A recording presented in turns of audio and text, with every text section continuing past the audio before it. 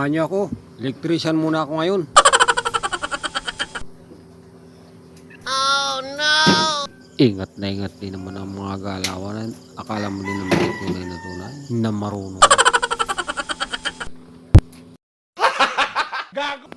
Ayan, at bibidbiran ko na nga ng electric tip yan.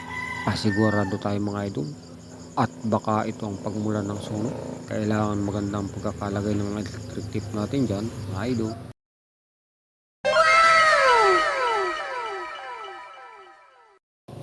Aba, ay tama na. Ayubos na yata ang electric tape. Sobrang dami mong maglagay. Yung supply na magsisilbing supply dito sa taas, so itatap natin sa ayawan.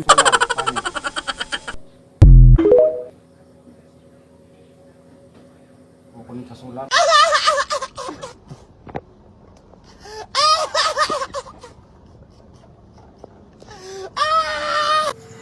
Ayan, at natapos na nga natin lagyan ng electric tape. Ang kasunod nito mga idol ay susukatin naman natin kung gaano ka ang lawit ng flexible hose. At ang magsisilbing karugtong ng flexible hose na yan ay sulit PVC pipe mga idol. Ayun o, parang nagsusundot lang ng bayawak sa butas mga idol. Kuha mo naman, hindi kasya.